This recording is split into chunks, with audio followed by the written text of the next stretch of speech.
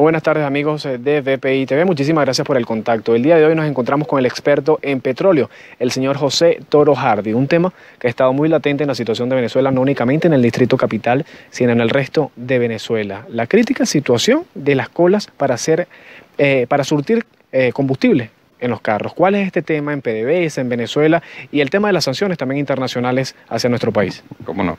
Mira, el tema es muy grave y es un tema que se viene construyendo desde hace muchísimo tiempo. Empieza por allá en el 2002-2003, cuando el gobierno despide a 20.000 trabajadores de PDVSA, que tenían en promedio 15 años trabajando para la industria. Estamos hablando de 300.000 años de experiencia y conocimiento que lanzaron al cesto de la basura. Si es el personal, PDVSA ya no es la misma. Ya no tienen personal suficiente para manejar apropiadamente nuestras refinerías, que son complejos tecnológicos muy difíciles de operar.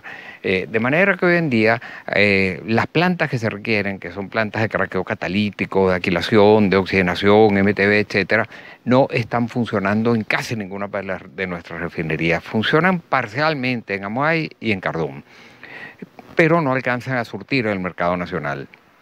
Por lo tanto, hay que importar gasolina. Y ahí viene el segundo problema. PDVSA se ha transformado en una pagadora muy mala, tiene un fuerte default con sus proveedores y contratistas.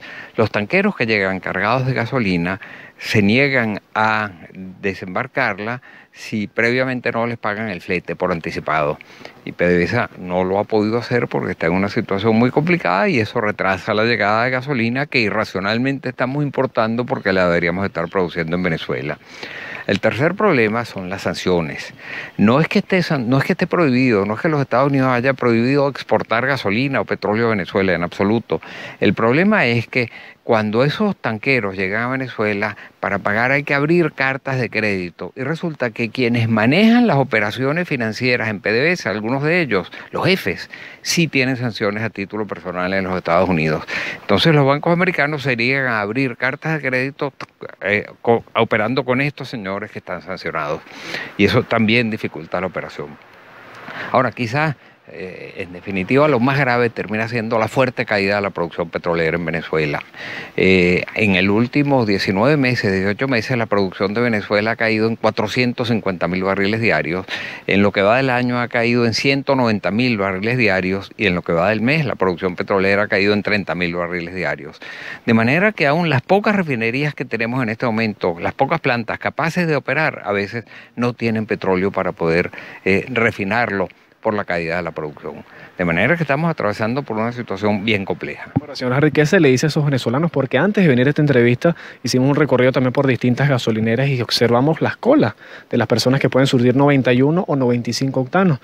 Pero esas consecuencias de todos esos problemas que usted nombró, los sufre el venezolano de a pie. ¿Qué se le dice a ellos? Bueno, mire que este gobierno, este régimen destruyó la industria petrolera. PDVSA era una empresa modelo, era una de las empresas más eficientes del mundo. Mira, yo era director en PDVSA en 1998. Para aquel momento PDVSA producía 3.700.000 barriles diarios. Hoy en día la OPEP nos está diciendo que lo que estamos produciendo es apenas 1.928.000 barriles por día. O sea, ha sido destruida brutalmente, severamente. El daño que le ha hecho a esta gente, a la industria petrolera, es muy grave. Pero hay otro daño que va más allá y que también es necesario considerarlo. En estos días han estado suministrando gasolina que ellos dicen que es de 91 octanos, porque la 95 brillaba por su ausencia. Ya llegó, por cierto, pero brillaba por su ausencia. Entonces nos estaban vendiendo una gasolina que todo el mundo decía, ¿por qué huele tan mal?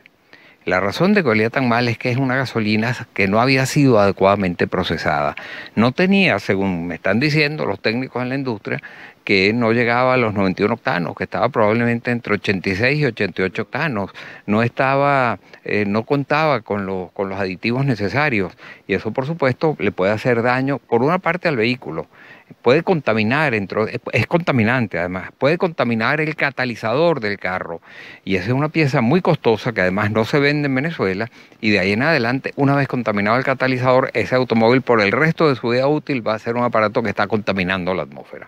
¿Cuál es la realidad por la parte del gobierno nacional? Porque por un lado celebran cuando sancionan a distintos voceros del gobierno, pero por otro lado, al final el que sufre realmente esos combates, esas sanciones y quizás todos estos las colas que se está sufriendo es el venezolano. Claro, es que el venezolano debería estar reclamando airadamente lo que le ha hecho este gobierno.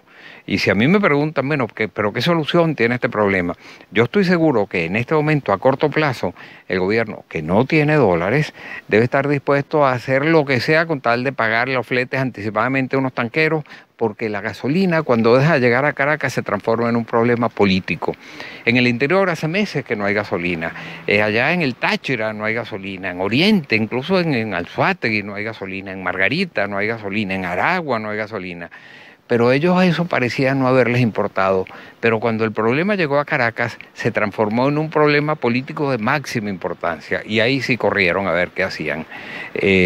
Ahora, probablemente pagaron algunos tanqueros los fletes y se va a empezar a resolver en esos días. Pero el problema es simplemente lo van a resolver de aquí a que lleguen las elecciones. Pasadas las elecciones, el problema va a ser el mismo. ¿Y cómo se resuelve? Bueno, se resuelve primero cambiando la política petrolera, porque esta política ha conducido a la destrucción de PDVSA.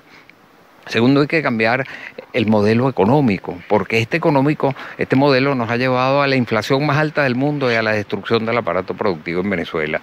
Yo diría que hay que ir más allá, yo diría que incluso hay que cambiar el régimen, porque el régimen no ha entendido.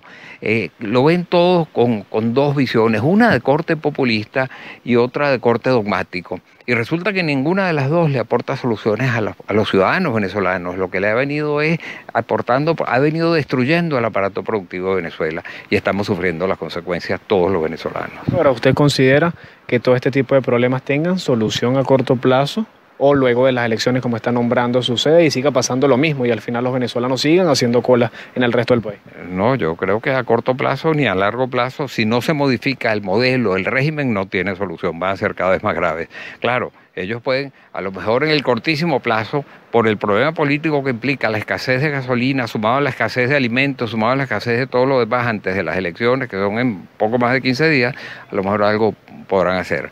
Pero más allá de eso, el problema está allí, latente y será cada vez más grave. Para finalizar esta entrevista, a su opinión, ¿considera que el gobierno se va a endeudar con otros países en relación a pedir financiamiento para poder pagar esos dólares, que llegue más gasolina a Venezuela, poder surtir al resto de los estados del país? Mira, el problema es que al gobierno se le cerró la capacidad de financiamiento, ya está demasiado endeudado y ya nadie le quiere dar crédito a Venezuela y particularmente ahora, ahí sí hay sanciones de los Estados Unidos. Los Estados Unidos no le pueden dar financiamiento al gobierno venezolano ni a PDVSA. Entonces, pero en la medida en que los Estados Unidos, que es el mayor mercado financiero del mundo, no lo haga, tampoco lo quieren hacer otros países que además temen mucho el default de Venezuela. Todas las agencias calificadoras de riesgo en este momento le han rebajado el rating crediticio a Venezuela a niveles increíbles, casi a nivel de bonos basura. Pero lo más grave es que el gobierno que cree que quien nos va a resolver la situación es China. Pues resulta que la calificadora de riesgo del gobierno chino, que se llama Dagong Global Credit, es la que más duramente trata al régimen de Venezuela. Es la que más duramente critica las políticas económicas de Venezuela. Incluso va más allá, cosa que no hacen otras calificadoras de riesgo, es decir, que las absurdas políticas económicas han creado unos problemas sociales terribles y que hay el grave riesgo de que esto se transforme en agudos problemas políticos. Y eso nada más lo están diciendo los chinos. Bueno, amigos de BPI, fueron las palabras del experto en el área de petróleo, el doctor José Toro Hardy, luego de dar la explicación sobre la crítica situación que se está viendo en Venezuela, el tema de la gasolina. Se despide de Caracas, Venezuela, Luis Gonzalo Pérez para BPI TV.